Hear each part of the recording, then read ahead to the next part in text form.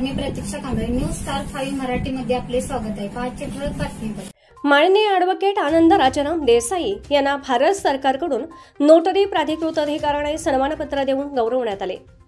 सांगली जिल्ह्यातील इस्लामपूर येथील सुप्रसिद्ध वकील माननीय आनंद राजाराम देसाई सर यांची नोटरी अधिनियम 1952-53च्या नियमानुसारून नोटरी करण्याच्या अनुषंगाने प्राधिकृत करण्यात आले आहे. त्यांना भारत सरकारच्या वतीने अधिकृत पत्र देऊन तो अधिकार देण्यात आला आहे. माननीय देसाई सर यांचे काम करण्याची पद्धत म्हणजे साध्या सोप्या भाषेत कायदेशीर युक्तिवाद करून कित्येक गोरगरीब अन्यायग्रस्त लोकांना न्याय मिळवून देण्यासाठी महत्त्वाची भूमिका बजावित असतात. माननीय देसाई सर यांचे कामकाज अतिशय प्रामाणिकपणे व पारदर्शक आणि चिकाटीने करीत असल्याचे बोलले जाते. ते नेहमीच गोरगरीब लोकांना अगदी कमीत कमी फीमध्ये तसेच वेळप्रसंगी स्वतःच्याच खिशातून पैसे खर्च करून सेवा देणारे वकील म्हणून माननीय देसाई सर यांचे सगळीकडे आदराने नाव घेतले जाते. माननीय आनंद राजाराम देसाई सर यांची निवड झाल्याबद्दल सर्व मित्रपरिवार तसेच राजकीय, सामाजिक, शैक्षणिक व क्रीडा क्षेत्र अशा अनेक स्तरावरील मान्यवरांच्या वतीने माननीय देसाई सर यांचे सर्वत्र अभिनंदन होत आहे. मुख्य संपादक माननीय एकनाथ कांबळे सर. मी ॲडव्होकेट आनंद राजाराम देसाई. माझं मूळ गाव शिरटे, तालुका वाळवा, जिल्हा सांगली. मी इस्लामपूर तसेच पन्हाळा, कोल्हापूर तसेच संपूर्ण कराड तालुका यामध्ये प्रॅक्टिस करणारा वकील आहे. गेली अनेक वर्षे झाले शेतकरी संघटनेच्या माध्यमातून अनेक ठिकाणी जे काही आंदोलनात्मक भूमिका घेऊन शेतकऱ्यांनी जी काही आंदोलनं केली त्यामध्ये शेतकऱ्यांना किंवा शेतकऱ्याच्या पोरांना सोडवण्याचं काम या शासनाच्या याच्यातून करण्याचा मी प्रयत्न केलेला आहे. त्यानंतर बऱ्याच ठिकाणी मी वकिलीच्या माध्यमातून जात असतो आणि आता इस्लामपूर कोर्टामध्ये मी वकिली करतो. त्याला जवळजवळ 15 वर्षापेक्षा अधिक काळ झालेला आहे.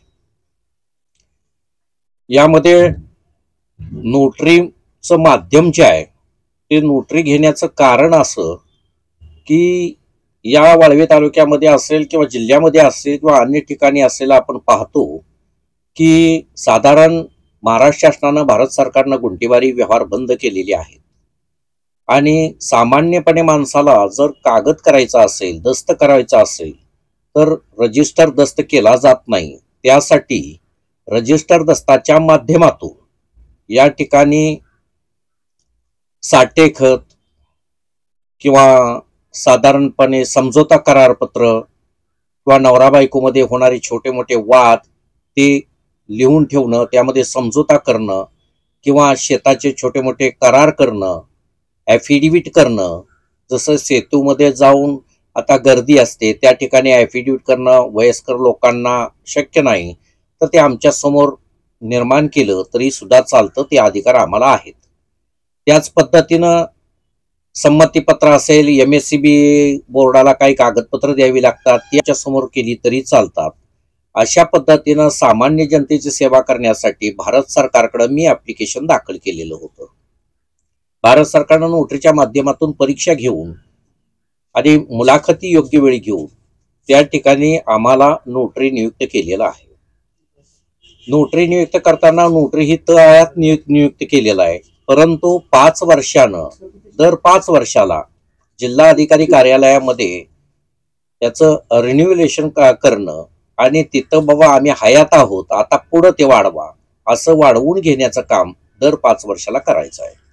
आणि या नोटरीचा फार मोठा परिणाम, फार मोठा म्हणजे चांगला परिणाम, सामान्य माणसाला त्याचा फायदा होणार आहे की कुठेही न जाता नोटरी समोर कुठल्याही प्रकारचे दस्त व्यवस्थितरित्या करता येतील. आणि नोटरी दस्तावरून जर एखाद्यानं साठेकतावरून खरेदीपत्र जर करून दिलं नाही तर या नोटरीच्या दस्तावरून थेट कोर्टातून साठेकतावरून खरेदीपत्र करण्याचा दावा सुद्धा करता येतो. अशा पद्धतीनं गुंठेवारी जोपर्यंत बंद आहे तोपर्यंत या माध्यमातून चालतील. निवडणुकीच्या काळामध्ये सुद्धा आपत्ती किती आहेत, संपत्ती किती आहेत याची ॲफिडेविट घालण्यासाठी किंवा देण्यासाठी हे नोटरीला अधिकार दिलेले आहेत.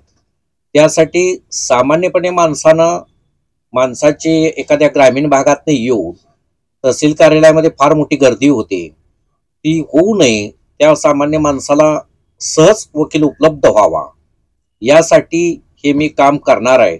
आणि आजपर्यंत सामान्य गरिबांची माणसं, मग ती डॉक्टर बाबासाहेब आंबेडकर असतील, आंबेडकर म्हणजे ग्रुप असेल, महात्मा फुलेंचा ग्रुप असेल, म्हणजे वेगवेगळ्या माध्यमातून, समाज माध्यमातून जी माणसं माझ्याजवळ येत आहेत ती सर्व जाती धर्मातली माणसं माझ्याजवळ येत आहेत.